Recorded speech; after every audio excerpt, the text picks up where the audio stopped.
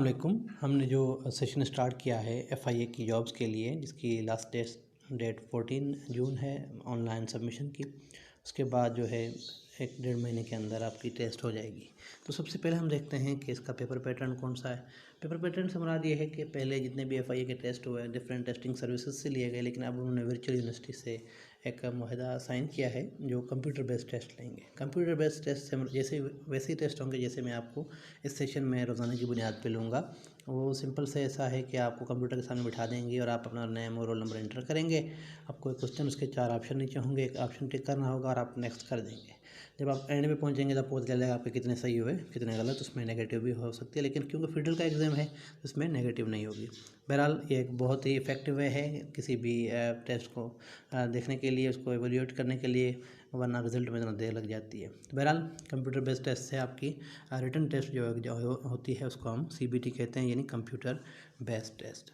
वो कैसे होगी, कौन सी किताबें पढ़नी चाहिए, उसकी मार्क डिस्ट्रीब्यूशन कितनी है, कौन से एरियाज़ पे हमें फोकस करना चाहिए और उसका सिलेबस क्या होगा। तो सबसे पहले हम देखते हैं कि सिलेबस क्या है।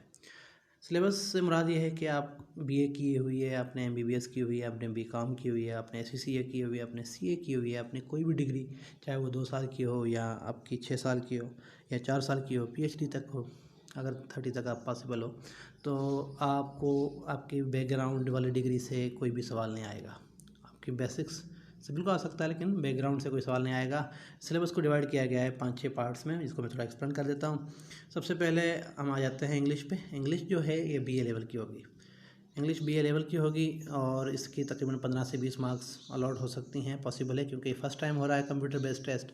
और पिछले बहुत सारी एक जॉब्स हैं जिनके आईएसएसबी वगैरह की टेस्ट होती है, उसमें भी कंप्यूटर बेस्ड टेस्ट होता है। तो सबसे इसमें इंग्लिश में सबको आपको active passive voice, tenses, antonym, idioms, proverb, synonym और नरेशंस, पार्ट ऑफ स्पीच, इनके बारे में आपके सवाल होंगे। और सिंपल सी एक बीए जिन्होंने भी किया हुआ है या जिन्होंने इंटरमीडिएट एफएससी अच्छे से किया हुआ है तो उसकी तैयारी कर सकते हैं। अलबत्ता हम भी तैयारी करवाएंगे आपको। तकरीबन इंग्लिश के मोस्ट रिपीटेड एमसीक्यूज और मोस्ट रिपीटेड क्वेश्चन जिनके टारगेट है कि 70+ चांसेस हैं कि वो पेपर में अपियर हो सकते हैं, उनकी तैयारी हम आपको करवाएंगे।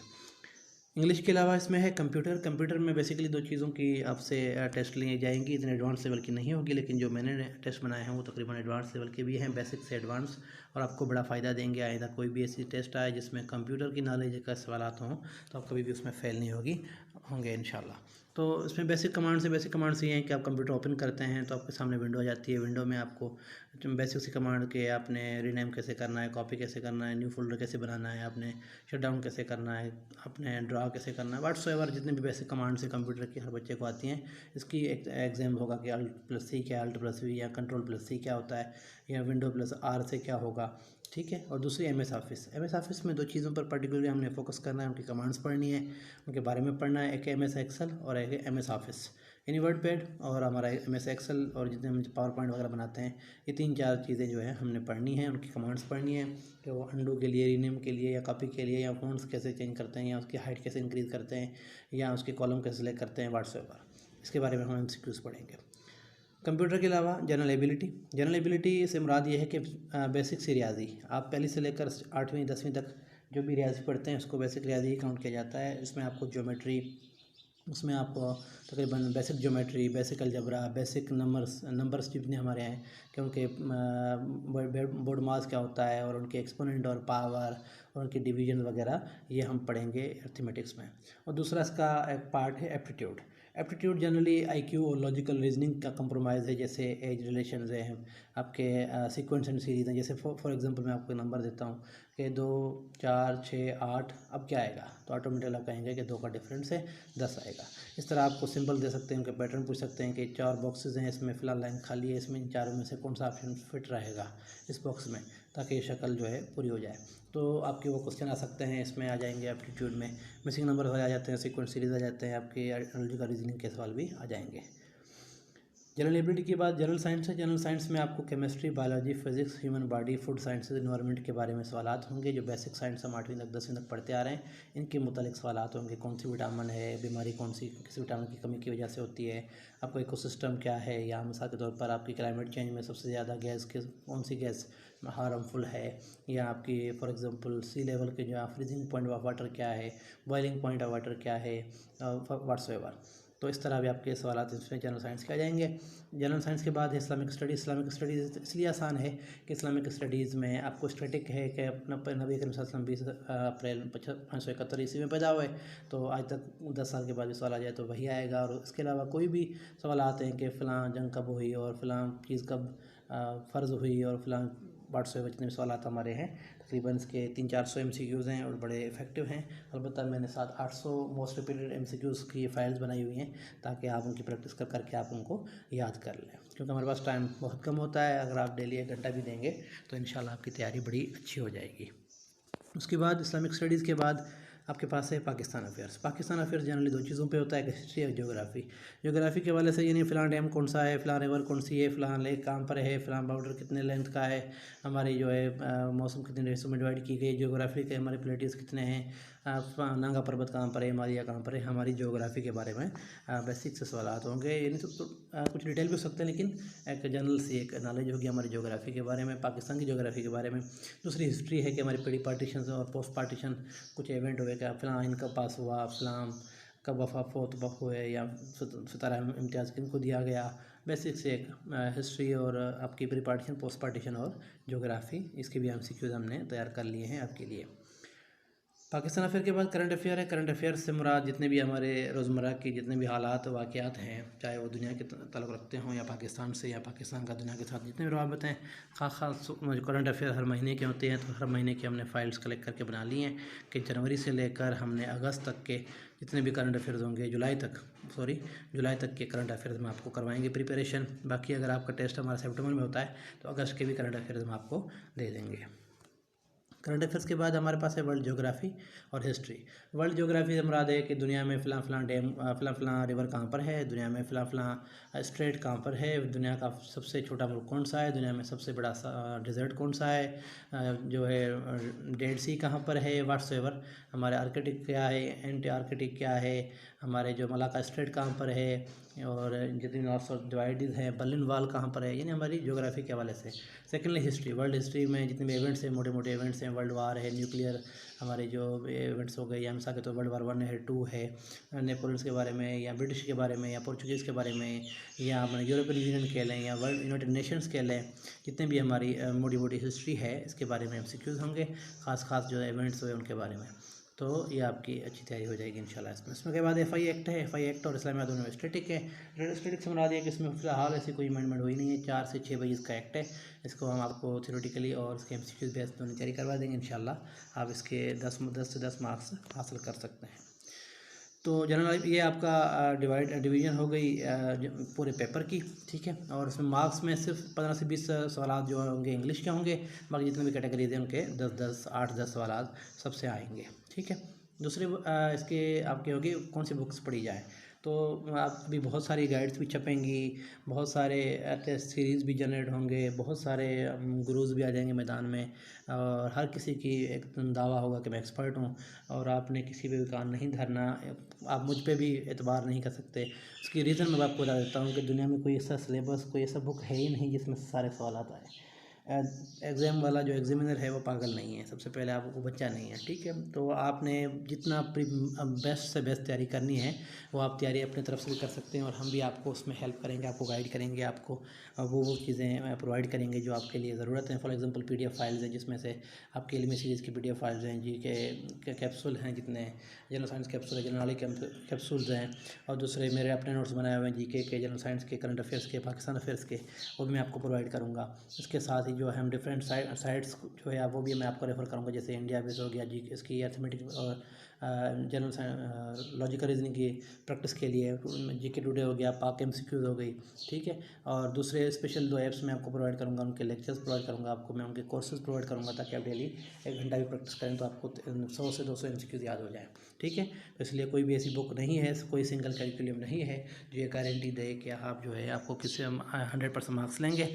हम जितनी भी बेस्ट से बेस्ट हमने तैयारी करनी है, आप मुझसे गाइडेंस ले सकते हैं, आप मुझसे पूछ सकते हैं कि सर फलां बुक कितनी हेल्पफुल है या नहीं नहीं है या उसमें एरर्स कितने हैं।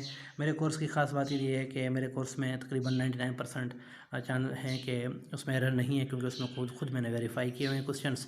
तो तकरीबन 99% मुझे श्योर है कि उसमें इतने एरर नहीं है। लेकिन जितने में कारवान, जहांगीर वर्ल्ड टाइम्स, वो भी बेस्ट है, मगर उनमें अगर आपको 2, 4, 6, 8 एरर्स आ जाएँ तो फिर आगे डाउट ही डाउट रहता है कि जो मैं पढ़ रहा हूँ पता नहीं सवाल सही भी है या गलत है। तो एक नॉन वेरीफाइड क्वेश्चन होते हैं, उनके वो टाइप करने वालों का कसूर है, लिखने वालों का कसूर नहीं है। ठीक है, ये आपका पैटर्न हो गया। तो अब आते हैं जॉब्स के डिस्क्रिप्शन के बारे में।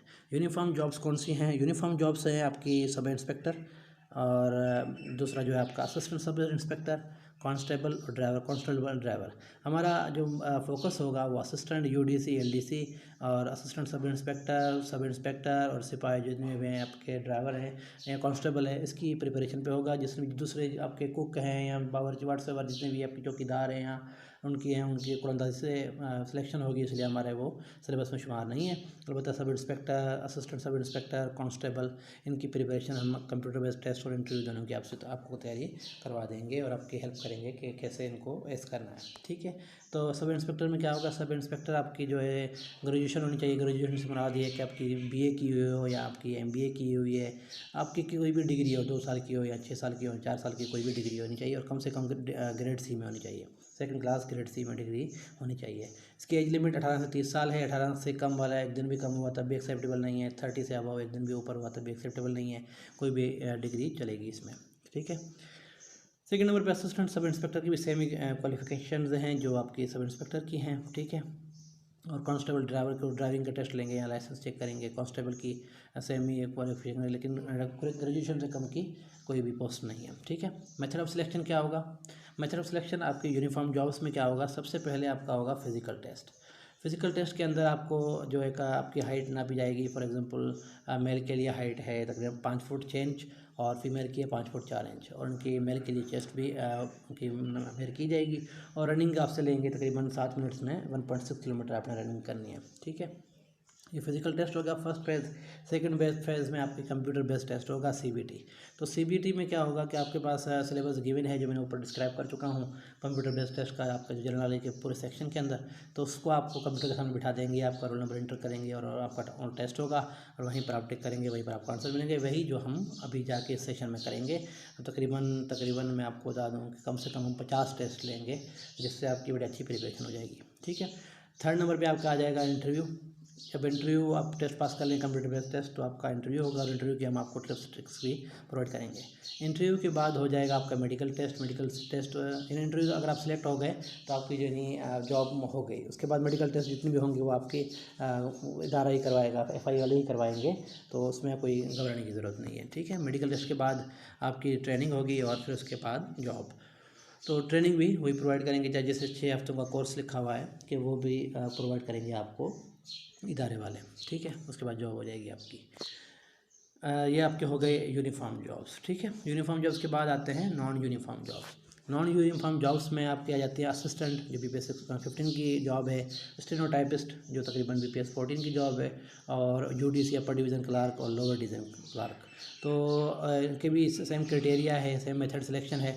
इनका आसान है थोड़ा। सबसे पहले होगा CBT कंप्यूटर बेस्ड टेस्ट।